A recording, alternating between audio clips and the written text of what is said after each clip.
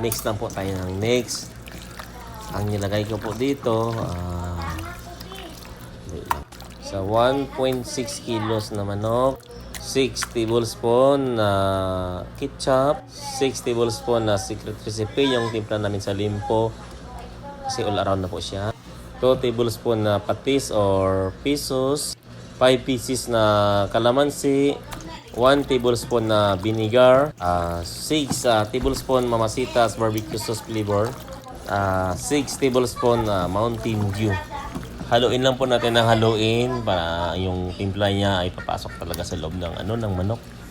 At saka mamaya ilagay po natin ito sa freezer, imamarinate natin po ng 2 oras siya, ha. Kailangan natin po natin mamarinate sa freezer para yung timpla niya papasok talaga sa loob hanggang buto. Para napakasarap talaga siya. Itong timpla natin, ito siyang pang inasal po to siya, pero pwede rin siya pang barbecue. Pero yung ginawa ko po sa manok, inasal to go barbecue style. Sinamahan ko na rin ng pork barbecue.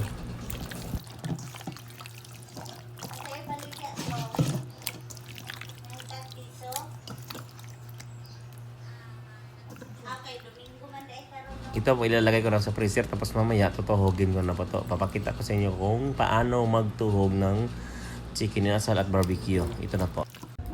Ito umpisa. Tapos dire-diretso na medyo malaki yung hiwa ng manok. Ito masarap lang sa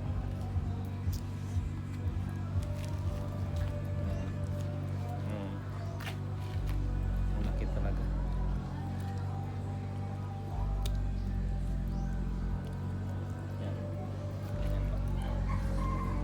Nagawa. Ito po yung purpose ng natin ng timpla. Purpose po ng timpla natin, pili sa inasal to go or barbecue. Siya all around. Kung gusto mo barbecue, pwede po. Tapos kung gusto mong chicken inasal to go, mas okay po. Wala siyang problema.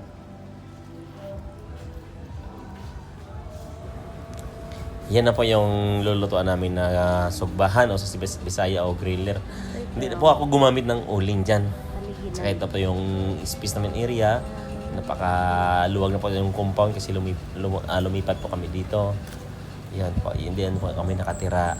Yan. Saka napag-isipan namin ng barbecue kasi may pumunta yung kapatid ni Mrs. dito. Yung stick namin masyadong malaki pero maiksi lang. Mas maganda yung mahaba siya. Dito na po kami sa barbecue. Ito yung hinalo namin na ito pwede na rin liig. Sa barbecue na po tayo. Yung barbecue, pork barbecue po, ilaga muna yung taba kasi pag hindi natin ilaga, matigas siya. Makunat. Ilaga po natin ito muna. Tapos nagkamali po ako ng tuhog dito kasi first time ko po magtuhog eh. Pero nakuha ko rin bandang huli. Kanya na marinate siya ng 2 oras sa freezer. Pagdating ng 2 oras, nilabas ko kasi matigas siya. Sinsyahan nyo na yung stick namin kasi medyo malaki. Mali yata yung dapat pa ganun. Balitaan ko po kayo mamaya kung anong lasa nito. Kasi kahapon nag-tasting na kami. Ang sarap siya kaso nag-adjust ko ngayon ng timpla na overpower yung isang ingredients. Hindi pwede yung ma-overpower. Kailangan balance lang. Ganito kalaki, tama na. Okay na? Yun. Iwan ko magkano ito kung ibibinta 20 ba? Kasi barbecue 15. 20 no? 15. Mura na sa atin pag 20. Mahal ang karne ngayon. Mahal nga. 1/4 yung bili ko, 120. Malaki talaga yung stick. Ang taba niya pag ganun ha. Ganyan po. Para maganda tingnan. Para pag ikot niya siya. Tapos sa laman.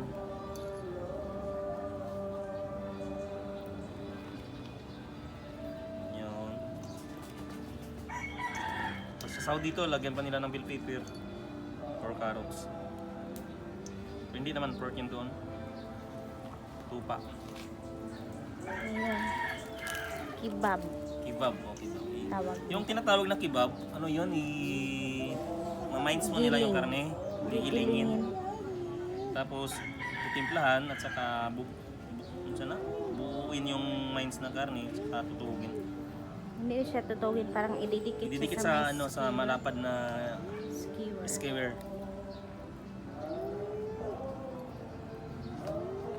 Okay na to, be?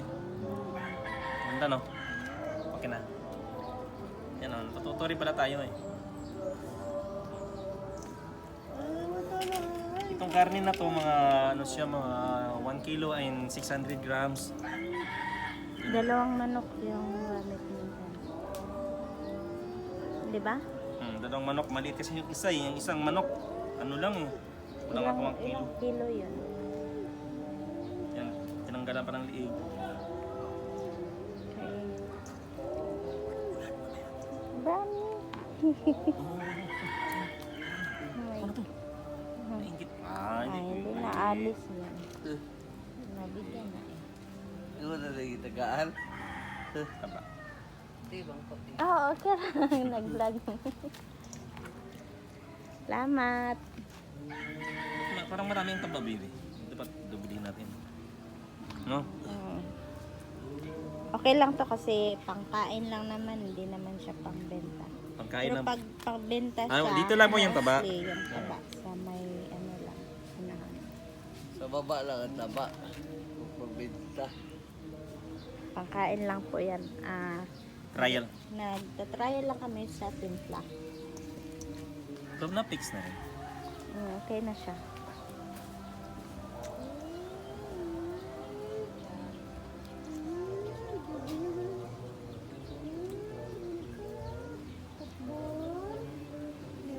Dito pala kami sa labas. Wala. So, gabi ang ganda ng kahoy. Kahod kaayo. Tulusan. Sala, tipok na sa tulusan. Maganda dito, may sariwang hangin.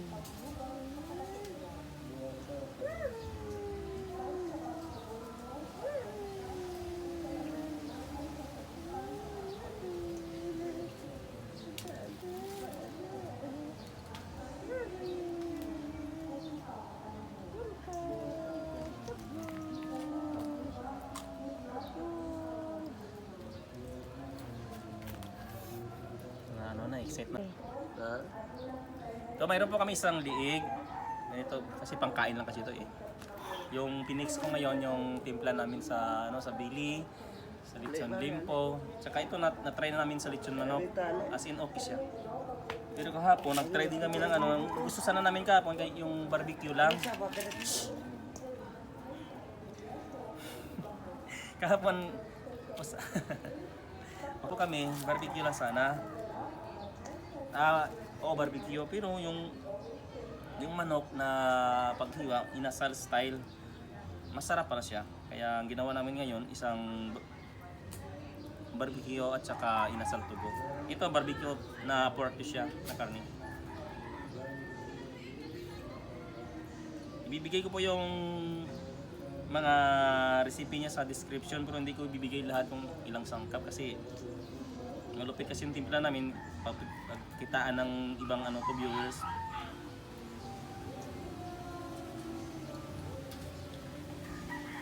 Taba na lang, okay na ba ito? Okay. Kung ibigay ko lahat yung recipe niya, pagkikita ng iba, kukunin yung recipe niya saka ibibinta yung recipe. Kayong yan iniwasan natin, pwede nyo ako i-PM sa FB ko o pwede nyo ako tawagan sa number. Okay na?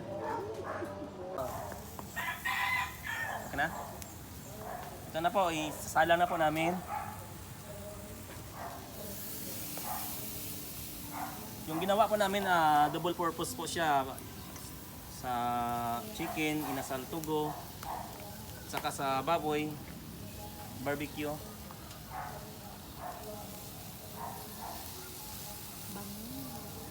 Bangot eh. Butang direct eh. Ito yung namin pang basting. Yun. Nilagang po siya ng konting mantika.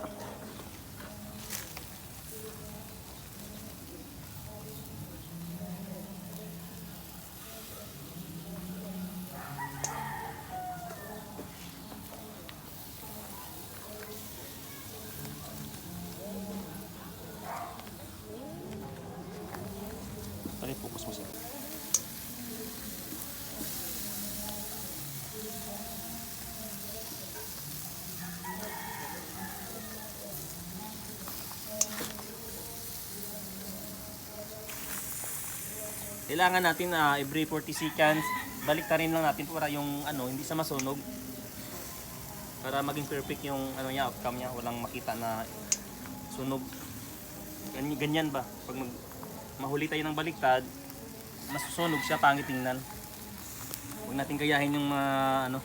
Ganito, huwag natin gayahin, pero ano ito, taba ng baboy ito eh. Yan. Ito, luto na po to siya. Ito yung food testing. Every 40 seconds. Ako nang titikim kasi kanina po nag-crib eh. Init ha. Ito, taba po siya ng baboy. Sarap. Kahit ang taba niya, ang sarap. Laka, oy. Ate. Mga Team Kalasa, ito na po yung ano natin. Ito na po yung chicken barbecue inasal. Pwede sa maging inasal tugo. Pero itong pork barbecue talaga siya. Ito pa.